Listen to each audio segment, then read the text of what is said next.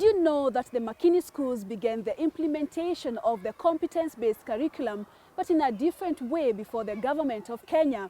Well, we are here at the Ngong Road campus in Nairobi, and our special focus is on two programs: Digital Literacy Program, an ICT course that is introduced to learners at the nursery school level, and a BrightTalk. This is an interesting one. It ensures that learners interact with their caregivers back at home. This program begins with a panel of discussion. My name is Purity Museo. Welcome. And joining me in this program, we have Miriam Omolo, the lady seated next to me. She is a teacher. Jen Acheng, a parent, and lastly at the far end is Sharon To, who is also a teacher. They'll be taking us through these two important programs by Makini Schools, Digital Literacy and BrightTalk, and how actually they sit within the competence-based curriculum. Thank you so much, ladies, for being here. Thank you. Yes, maybe we can start with you, Miriam, by taking us through what digital literacy is all about. Okay, digital literacy is one of our core competencies in our curriculum design, where the child learns about videos, images, and computers. So in Makini School, we have main lesson called ICT, which is all about computers. The children are taught how to use the computer and do some activities with the computer. And that program begins at preschool, right? Yes. Okay, you'll be giving us more details on that. Then we have another important program by Makini Schools, BrightTalks. I do understand that it seeks to bring together caregivers and learners, okay? So maybe just tell us what this BrightTalks involves. How do you ensure that there's that relationship between the caregivers and their learners? Because I know that's the end goal. Yeah. Thank you very much. BrightTalk is just all about starting conversations in school and also at home. We try to bring out learners to be able to express themselves, their emotions, and to make sure that when they are at home, they don't just watch.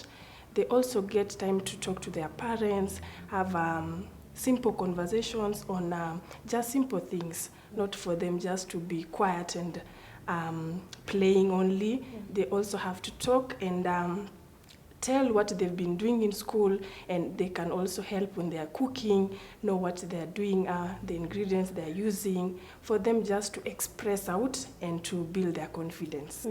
Thank you so much for that introduction. Jen Acheng is a parent, and she'll be telling us how these two important programs have been of benefit to your child or children, if you have many in this school. But let's begin with the digital literacy. You know, we are in a digital era, and this conversation could not have come at a better time. But what is of concern is that you are beginning this program at a preschool level. Maybe, I know it's strategic. Why is it important to begin at that level? We wanted our learners to have confidence in being creative and be observant. So preschool starts at the age of 2.5 years, 2.5 years, and above, up to 6 years. In digital literacy, the child needs to know how to handle a computer, use it and without destroying it, and be safe while accessing the internet, and be cautious on whatever you are doing with the computer. So it's a way of having a knowledge on how to handle any digital device that they have at home, with friends, and in school. Yeah. Let me engage Jen. Jen, maybe you can introduce yourself and tell us what level is your child, because you're talking about digital learning, and there has been conversations from parents that our children are too young, small, they're not able to, you know, get what they're being taught digitally. Maybe just tell us what kind of a parent you are in this school. My name is Jen Acheng again. I'm a parent to Esther and Giovanni Agesa. My children started school from here. Esther has been in preschool when from the age of 2.5 up to now. She's 5 years. She's in PP2. She started interacting with the computers when she was 2 years. She started learning the names of these gadgets. She started typing. They were shown even how to space their work. And even when they're given homework, she's able to open the computer, which has really helped us a lot. As we all know, we've gone digital, and it's not only the computer only. She can also engage with the phone. She can look for videos. And as we all know, Makini School is a school where children are brought up roundly. And so Esther knows how to type her names. She knows how to look for a number if she wants to maybe call the dad, which has really helped us a lot. Yeah, and that was, she was introduced to the program once again, you said that was how many years back? She was 2.5 by then. She's now 5 years. All right, so that's roughly 2 years back. That's when when they introduced this program, your child is barely 2 years and you hear that they have to learn more about ICT, a program that you learned probably after campus or even high school. Were you receptive about this idea in the beginning? Initially, I was skeptical, but I decided to give it a shot, knowing that my child is in Makini School and I know what they're capable of. So I was confident. After she started naming the gadgets, she could tell me this is a monitor. So, of course, she could not say it properly because she was still young, but as she grew up, she was engaged in the classes, and even at home, we were also engaging her because they were being given homework, and then we were able to engage her also. So that is how she got to know these names. Yeah. Okay. Sharon, please, I know you're one of the teachers. You can take us through how the program was introduced into the school. Was it gradual? Was it part of the curriculum? Probably once a week, daily? Just give us a history of how the program began. Okay, so we started BrightTalk. First of all, we had to do it in class. Let's first talk about the digital literacy program. Yes. Okay. Yeah, so in the digital, because we always have once in a while, we have our lessons in the computer. So the things that we've been doing in class, maybe in the maths activity, and we have to bring in the digital. Maybe I want them to learn how to write numbers. They will use maybe a laptop, and then there's a way they have the formation in the laptop, so they have to follow it as they write it. And for them also they can also hear the way the number is being sound, maybe 5, and they can also imitate it. And it has really helped most of them, considering they move out from the books and writing and reading all the time, so they get to use it hands-on. They can touch it, they can read it, they can hear it. So it has really helped them, and they really enjoy it. Yeah. They really enjoy it. It makes learning fun. Yeah. Miriam, when you talk about digital literacy, have you introduced this across the board, or is it a single lesson that you usually have? Because I do understand Makini schools, you've gone digital and it's paperless as far as this school is concerned. So for the learners, do they learn using the computers in all lessons, or it's just one lesson on ICT where they have now to engage their laptops? ICT lesson is a compulsory subject, so we have ICT lab in all our campuses. So in preschool, each and every class has a mandatory lesson where the learners come and have ICT lessons that are based on computer. In class, the teachers also have their laptops where they can use the computer, the classroom computer, to emphasize on their lesson, which will be based on music, videos, and observations of the flashcards from the screen. But when you come to the computer lab, now we switch back to the computer world, where the children are being introduced to the computer language, and they know the difference between the normal English language and the computer language. So in computer, they come, we do typing, we do editing, we do typing editing, and then we do image editing, something like that, and then drawing and coding.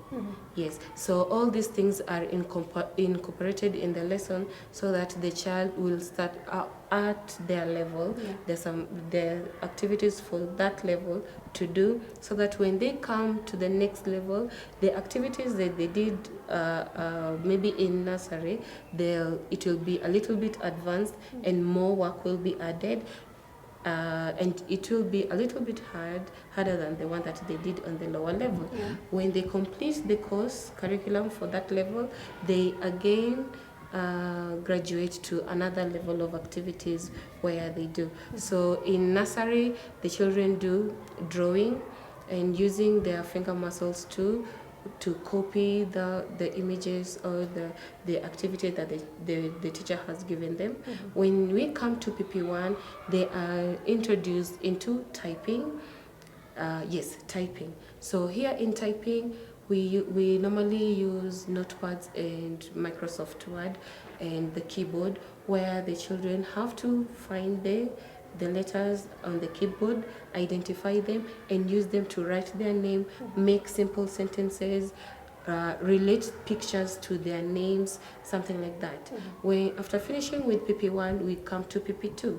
PP2, on top of the typing that they do in PP1, when they come to PP2, they do editing. We give them a sentence and they find a problem in that sentence and correct it. On top of that, we do coding, where they are introduced in, because in this digital world, everyone is now addicted to playing games. So during our screen time in class, we teach the learners not to be fond of playing games, but you can also learn how to create your game, and you can have fun with your friends, and you can enjoy. So we introduce coding, where they create their own game in the game board, and then they write the codes and execute it through run. So now the program is introduced at nursery level up to what level? Preschool, we go from nursery to PP2. Yeah. Yes, I have 3 levels. You have 3 levels. So from there, you expect that the children are okay, they can use the computers, and if their parents want them advanced, then they can do so. You mentioned, Jen, that you have 2 children here. Have they benefited from this program? And what she's telling us that what they introduce to learners, they are able to learn basic things about the computers or the laptops that they use, and they get to a level where they can even create their own things using these machines. Maybe have your learners benefited from that? What can you tell? They have really benefited because the learners are able to interact with the computer by themselves. They can open, they can look for games, they can create their own images. If it is homework that is given, the child is able to do it, and then we assist in printing, then we bring the work to school. The children are also able to, they confidently interact with the computer or the phones. If it is something that we need to look for in the YouTube, they're also capable of doing it by themselves with very minimal assistance from the parents, which has really helped. Yeah. And maybe examples of what your children can do on their own using their laptops? Like my daughter in PP2, she's able to do the homework. She can write the sounds, she can write the letters, she can type her name, she can type pictures if she wants. If it is a sound and a picture, if it is letter A and an apple, she's able to do that. She's able to type using her own fingers on her own. She's able to type the names of these pictures. She can do mathematics. She can look for games and play by herself. It has really, really benefited us. Yeah. Okay. It is not always about books and books and books. No, they also interact with the computers. And Sharon, this digital literacy program was introduced way before the competence-based curriculum. I remember the introduction of it was met with a lot of resistance from teachers, from parents, but how was the mood or reaction like by the Makini schools, considering that you already had this program running? Yeah, for sure. When it was first introduced to us, we felt like it was too much, because we just believed that for this to happen, you should be having the laptop. But later we found out that even just introducing a lesson, then coming with a printed picture from, you've printed it from somewhere else, and then you show the picture to them. Maybe you are teaching something that they've never heard of it, they've never seen it. So the only way you can do it, maybe come with a printed photo, or just use your phone and just show them, go around showing them. and it made it even easier for us when teaching, because learners now got to be, they knew things that they never knew they existed, and we also found it that it is the easiest way of making learners to understand things. Yeah. Miriam, introduction of the competence-based curriculum must have been a music to your ears, because you already had this rolling. Remember, you also have the BrightTalks, which we'll be talking about. Yes. Yeah. Maybe you can tell us more about that? The BrightTalk?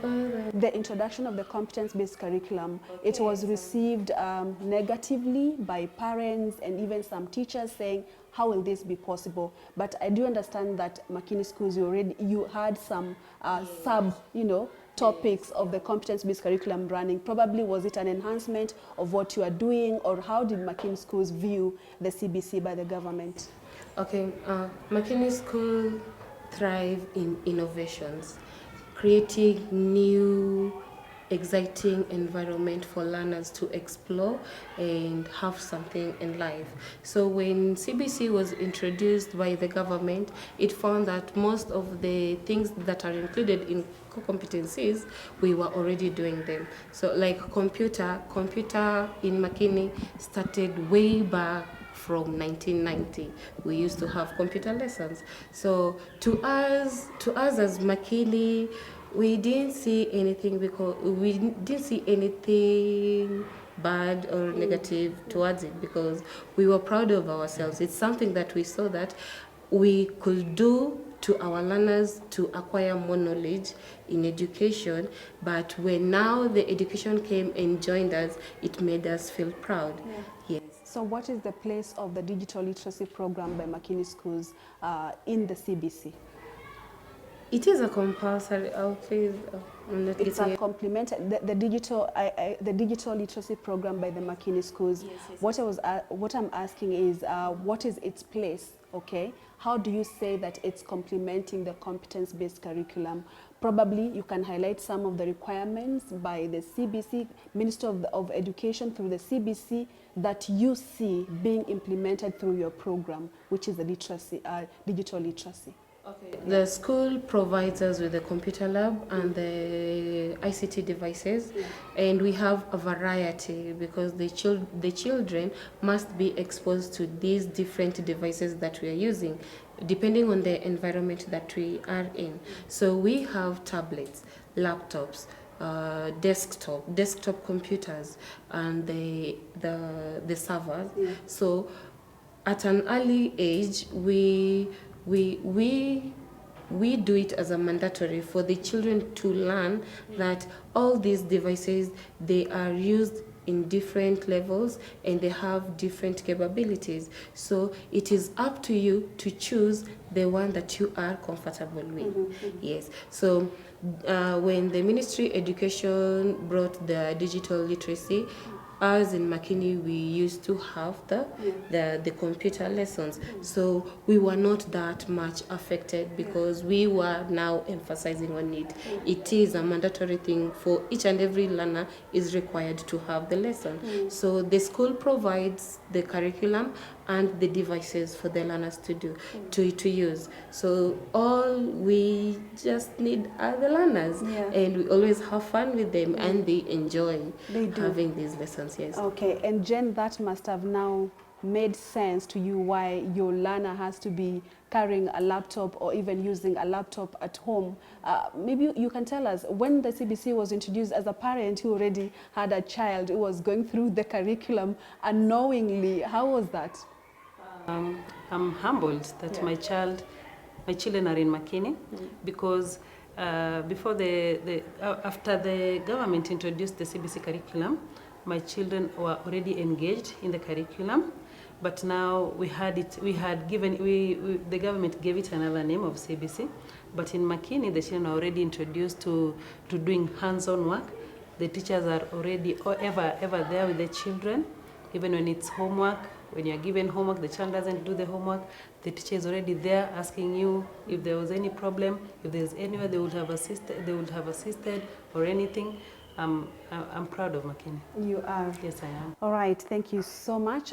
Maybe before we move to the Bright Talks, it's also what we are seeing, most parents complaining that why are we getting homeworks? We are very busy people, and that's part of the competence-based curriculum. But way before, again, Makini schools through the Bright Talks program had introduced it. Once again, I welcome Sharon To. Tell us what Bright Talks is about and how it ensures an engagement between pupils and their caregivers.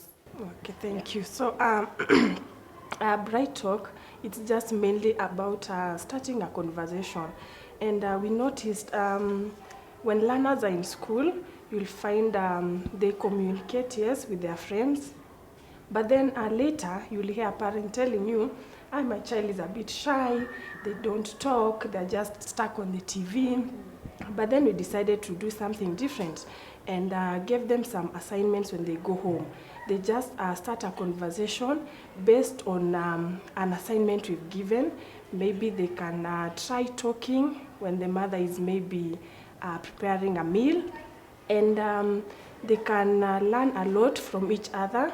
And that is when the parent will also realize that, so my child knows a lot, and they don't only just sit in the TV, they have something to talk to us, and they can always express their feelings when they are sad. Why are they sad? What are they liking in school? Who are their friends? So it's mainly making the parents to understand that they can talk with these young ones as much as they're 3, they're 4, they're 5, and they always have something to say. And you know, parents believe that these small children, you can't talk with them. There's nothing you can discuss with them. They can just tell you what they want, how they're feeling.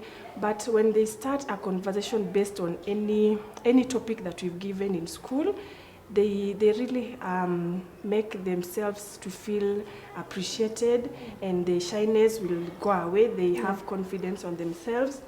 And when they come to school, they will come and you will notice a difference in this child. They start opening up. They are confident in class, because in school we have an telling time. So they tell us what they've been doing at home.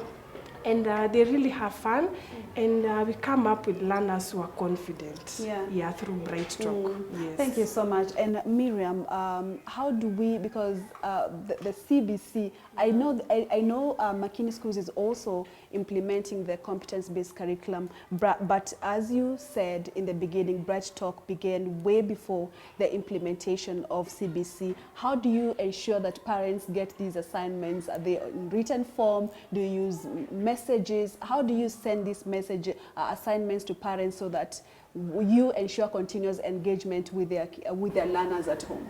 Okay. Our BrightTalk Club is embedded with our digital literacy because it's based on a little bit of ICT and verbal communication.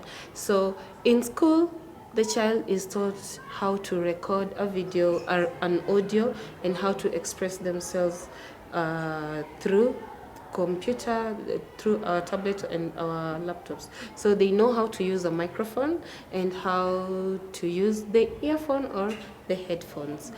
After learning that concept, we create a slide using PowerPoint where we give them homework that is going to come out like a teleprompt, something like a prompt card, and then we share with the teachers through our WhatsApp group.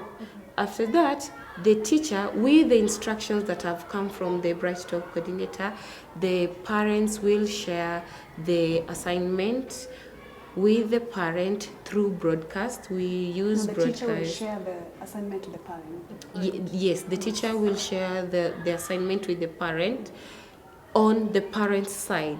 In BrightTalk, the parent has his or her homework to do, and the child has her homework to do, and then they meet in the middle. Okay, so the homework that the parent is going to get is more of directive, and the things that the child is supposed to do, and provide the things that the child needs. In the child's point of view, the child goes with the questions, and he or she is going to relay these homework verbally to the parent. Like for example, teacher gave me this homework to do and it's about this and this, so please can we have time and talk about it?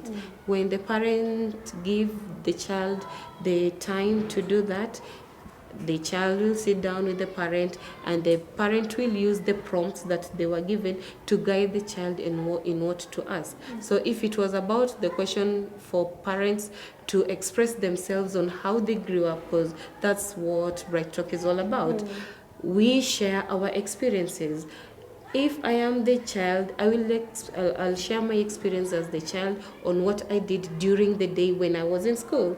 But you, as the parent, you are going to share with me your experience when you grew up a long time ago, and we share the differences during now and the past. Okay. So we find the difference, and then we check if it is a good thing and the difference, and what's the good difference in it. When the child gets the information from the parent, which was relayed by the parent, the child will come in the morning and share this experience, the new experience that he or she learned from the parent to the teacher, and the parent also sends the proof through the recording, be it audio or video, to the teacher to show that they did the homework. Yes. So the homework comes in two, verbally from the child and electronically from the parent. Okay, as we wind up, I'm smiling because I'm imagining an African an African parent trying to, have a conversation and listen to questions from their child who is actually barely 2 years or 3 years. How was the first experience like for you? I know you're used to this now, but how was it like? Was it strange that I have to answer questions? My child has to sit me down and ask me questions, and I have to do the same and share the response. How was that, the whole experience? Initially, it was a bit funny because the child could not understand some of the things that you are telling them. Like if the child tells me how they spent their day in school, and then they ask me, "Mommy, how did you spend your time in school when you were my age?" So when you tell the child that you used to go to school without shoes, you walk, there were no cars those days, you used to school very far, the child could not understand how are you going to school without shoes? How are you going to school with a polythene, without a bag?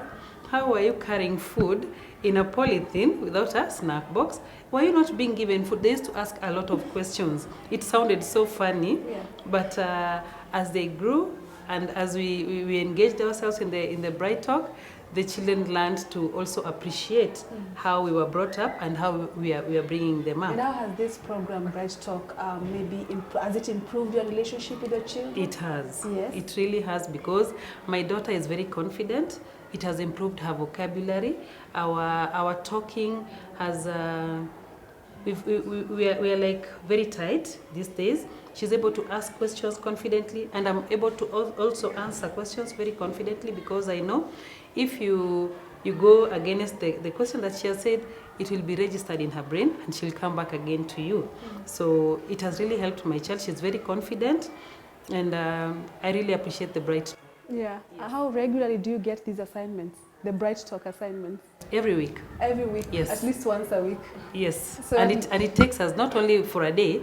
You can have that maybe on Monday, and you have an activity for Monday, another activity for Tuesday. Especially if we close school, we have different activities. Some are hands-on, which are very, very, they're really encouraging. Yeah. Okay, ladies, we have to wrap it up, this first part of the program. But of course, when we return, we'll be now having teacher Miriam in class and taking your preschool learners through the digital literacy lesson. So stay tuned for that. But first, let's take this breather.